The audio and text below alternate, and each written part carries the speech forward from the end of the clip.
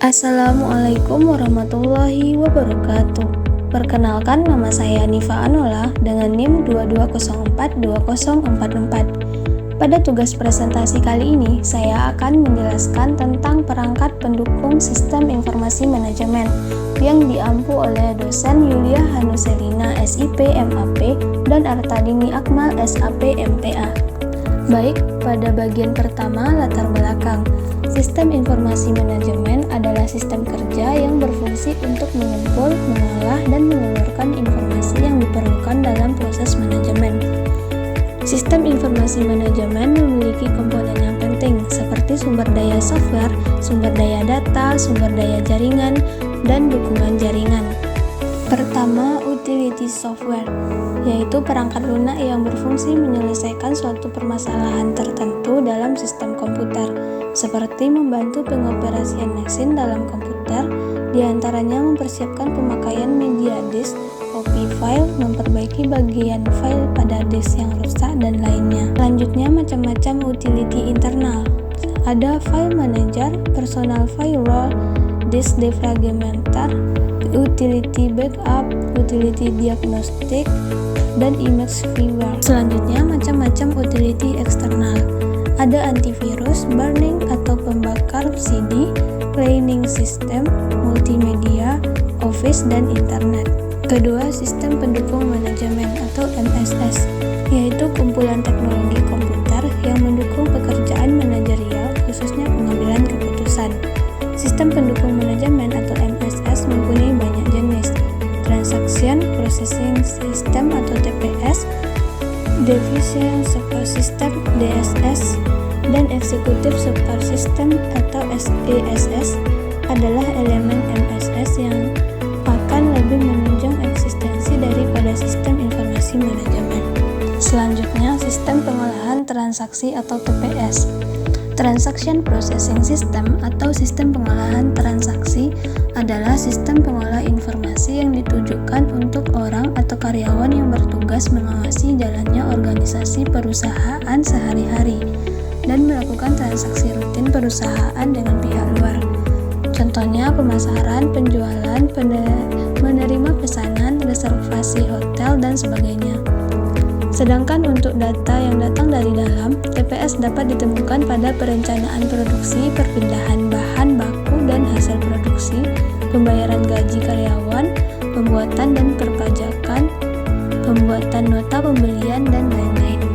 Pemakai TPS biasanya tidak memiliki kemampuan komputer yang baik, sehingga pemrograman harus memenuhi beberapa kriteria, antara lain, yang pertama, foolproof atau tahan banting.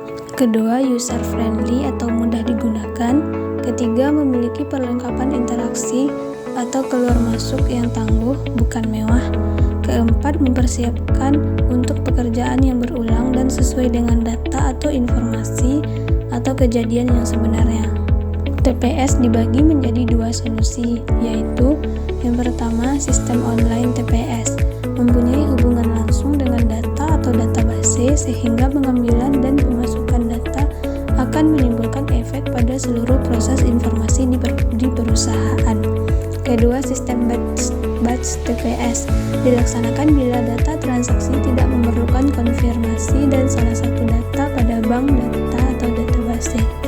Selanjutnya, otomasi perkantoran atau OA. Secara fungsional, otomasi perkantoran didefinisikan sebagai sebuah rencana untuk menggabungkan dan menerapkan teknologi tinggi melalui perbaikan proses pelaksanaan pekerjaan demi meningkatkan produktivitas pekerja dan efektivitas pekerjaan. Tujuan otomasi perkantoran yaitu: pertama, penggabungan dan penerapan teknologi; kedua, memperbaiki proses pelaksanaan pekerjaan di kantor; ketiga, meningkatkan produktivitas pekerja dan efektivitas pekerjaan. Selanjutnya, jenis otomasi perkantoran. Yang pertama, word processor, yaitu penggunaan suatu peralatan elektronik yang secara otomatis dapat melakukan beberapa macam tugas yang dibutuhkan untuk membuat suatu dokumen ketik maupun cetak. Kedua, dokumen manajemen, berguna untuk meningkatkan efisiensi penyimpanan dan pengambilan dokumen.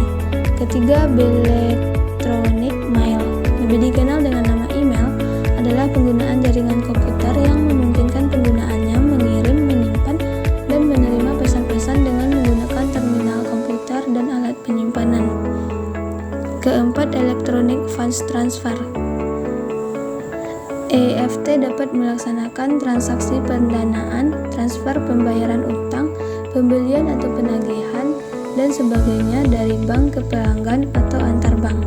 Kelima, voicemail. Hampir sama dengan email, namun pesan dikirim dengan mengucapkan ke dalam telepon. Selanjutnya, video conference adalah penggunaan suatu peralatan komunikasi suara atau audio untuk membuat suatu hubungan audio di antara beberapa orang yang tersebar atau terpisahkan secara geografis dengan tujuan untuk melaksanakan suatu konferensi. Manfaat otomasi perkantoran. Yang pertama, menjelaskan pekerjaan kantor dengan lebih cepat. Yang kedua, mengurangi kebutuhan akan staf dalam jumlah besar. Yang ketiga, memerlukan sedikit tempat untuk menyimpan data. Yang keempat, beberapa orang dapat memperbarui data secara bersamaan dalam hal perubahan jadwal. Selanjutnya, sistem pendukung keputusan atau DDS, yaitu sistem komputer yang digunakan untuk membantu manajer membuat keputusan.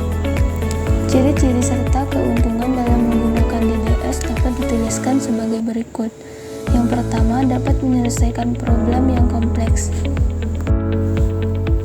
Sistem dapat berinteraksi dengan pemakainya sehingga dapat mencoba keputusan lebih dulu.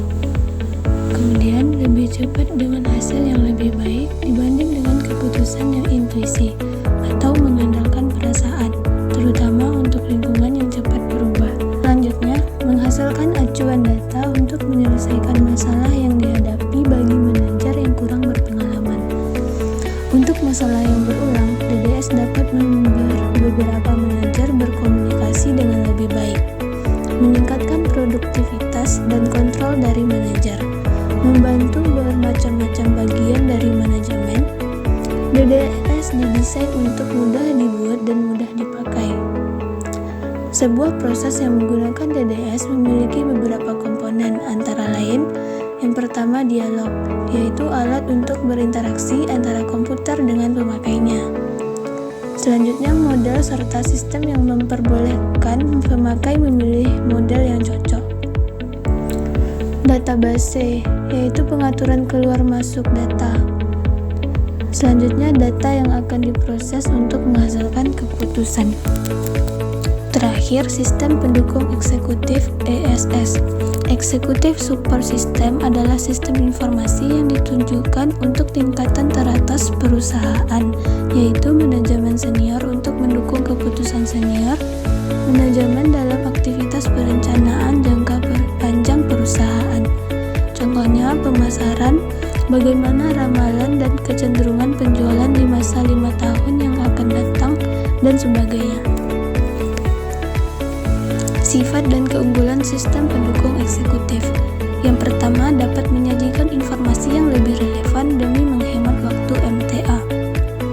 Dapat membantu MTA mengetahui lingkungan dengan lebih cepat, lebih singkat, dan lebih up-to-date.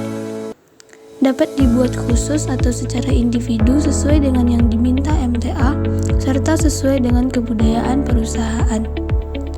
Mempunyai kemampuan grafik yang cukup, alat transportasi yang andal, serta menyajikan dan menonjolkan intisari data serta fasilitas untuk menampilkan data CSV ke dalam berbagai bentuk dengan lebih cepat.